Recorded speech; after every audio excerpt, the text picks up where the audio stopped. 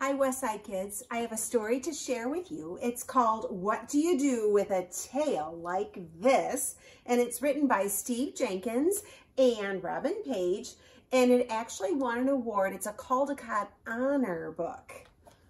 Let's take a peek at the title page. What do you do with a tail like this? Animals use their noses, ears, tails, eyes, mouths, and feet in very different ways. See if you can guess which animal each part belongs to and how it is used. At the back of the book, you can find out more about these animals. What would you do with a nose like this? Do you see those different noses? If you're a platypus, you use your nose to dig in the mud. If you're an elephant, you use your nose to give yourself a bath. If you're a mole, you use your nose to find your way underground. If you're a hyena, you will find your next meal with your nose. If you're an alligator, you breathe through your nose while hiding in the water. Because the alligator is a reptile. He doesn't have gills. So he needs to breathe. So he just goes just a little bit above the water to breathe. What do you do with ears like these? Look at all these different ears. I wonder why God gave them those ears. If you're a jackrabbit, you use your ears to keep cool.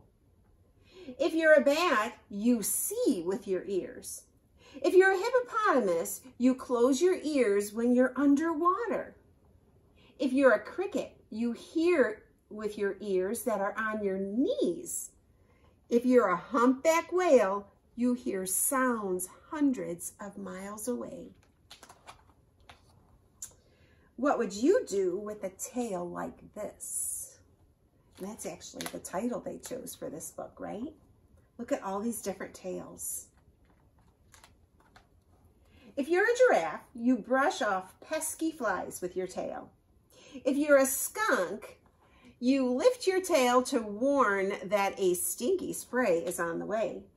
If you're a lizard, you break off your tail to get away.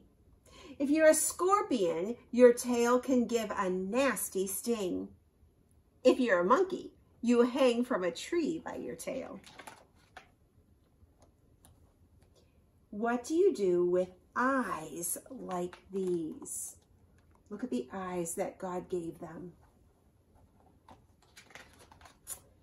If you're an eagle, you spot tiny animals from high in the air. If you're a chameleon, you look two ways at once. If you're a four-eyed fish, you look above and below the water at the same time. If you're a horned lizard, you squirt blood out of your eyes.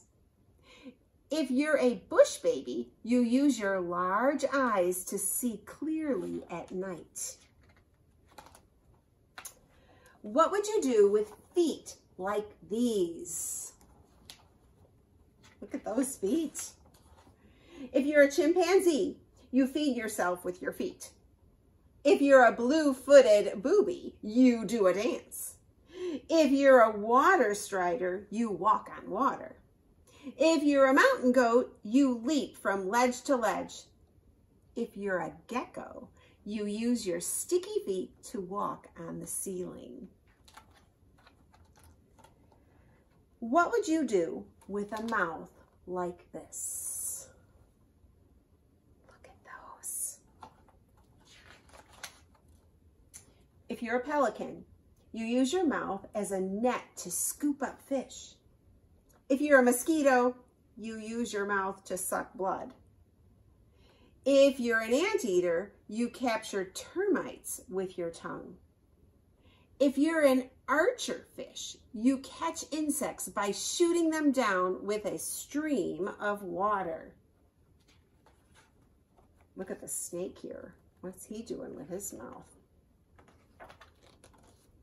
And at the back of this book, there's all extra information And I love Steve Jenkins. He's the author. He often gives us extra information. So if you love animals, you can read many more books by Steve Jenkins. So maybe you can get some from the library, or in our first grade classrooms, we have lots of them.